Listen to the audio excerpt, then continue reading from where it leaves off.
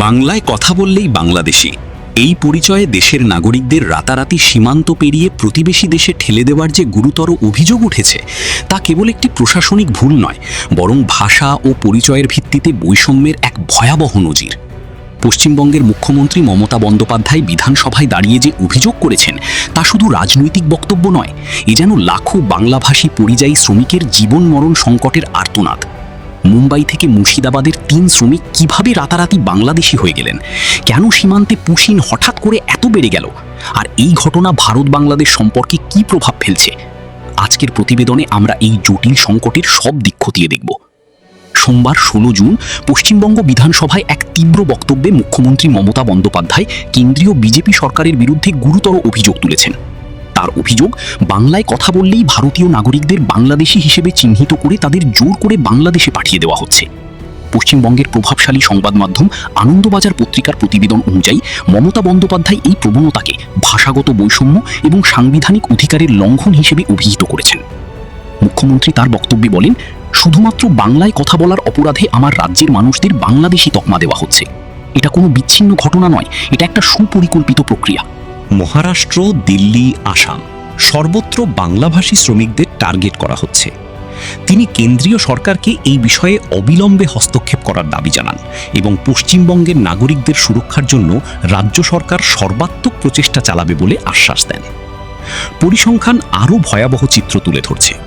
বাংলাদেশের সীমান্তরক্ষী বাহিনী বিজিবির হিসাব অনুযায়ী গত ৭ মে থেকে ৩ জুন পর্যন্ত মাত্র ২৮ দিনে ভারত থেকে পুশিন করানো হয়েছে ১,২৪৪ জনকে। এটি গত কয়েক বছরের মধ্যে সর্বোচ্চ সংখ্যা।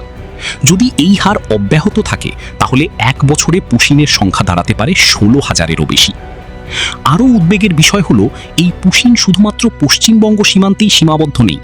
মেঘালয়, ত্রিপুরা এবং আসাম সীমান্তেও এই সংখ্যা বৃদ্ধি পাচ্ছে। বিশেষজ্ঞরা বলছেন, এই হঠাৎ বৃদ্ধির পেছনে রয়েছে ভারতের বিভিন্ন রাজ্যে চলমান অবৈধ অভিবাসী বিরোধী অভিযান। ভারত ও বাংলাদেশের মধ্যে একাধিক ফ্ল্যাগ মিটিং এবং কূটনৈতিক আলোচনা হলেও এই পুশিন বন্ধ হয়নি। বাংলাদেশের অন্তর্বর্তী সরকারের স্বরাষ্ট্র উপদেষ্টা জাহাঙ্গীর আলম চৌধুরী পরিষ্কার জানিয়ে দিয়েছেন যে সীমান্তে পুশিন না করে বাংলাদেশি নাগরিকদের কূটনৈতিক চ্যানেলের মাধ্যমে ফেরত পাঠানোর জন্য ভারতীয় হাইকমিশনারকে আনুষ্ঠানিক নোটিশ দেওয়া হয়েছে।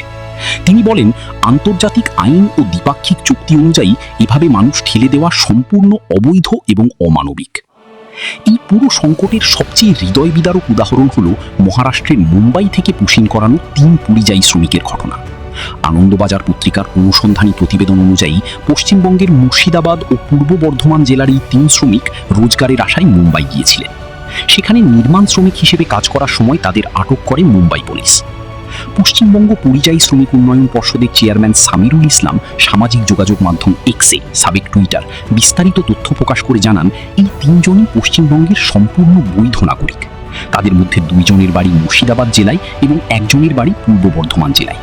তাদের কাছে ভোটার আইডি কার্ড, আধার কার্ড সহ সব ধরনের নাগরিকত্বের প্রমাণপত্র ছিল। তবে শুধুমাত্র বাংলায় কথা বলা এবং মুসলিম নাম থাকার কারণে তাদের বাংলাদেশি সন্দেহে আটক করা হয়। সঠিক যাচাই বাছাই ছাড়াই তাদের পশ্চিমবঙ্গ সীমান্তে নিয়ে এসে বাংলাদেশে পুশিন করা হয়। ভাগ্যক্রমে পশ্চিমবঙ্গ পরিযায়ী শ্রমিক উন্নয়ন পর্ষদের নজরে বিষয়টি আসে এবং তারা অবিলম্বে রাজ্য প্রশাসনকে জানায়। পরবর্তীতে রাজ্য প্রশাসনের সক্রিয় হস্তক্ষেপে বিজিবি ও বিএসএফ এর মধ্যে জরুরি ফ্ল্যাগ মিটিংয়ের আয়োজন করা হয়। সেখানে সব নথিপত্র যাচাই করে প্রমাণিত হয় যে তারা প্রকৃতপক্ষে ভারতীয় নাগরিক। অবশেষে তাদের ভারতে ফেরত পাঠানো হয়।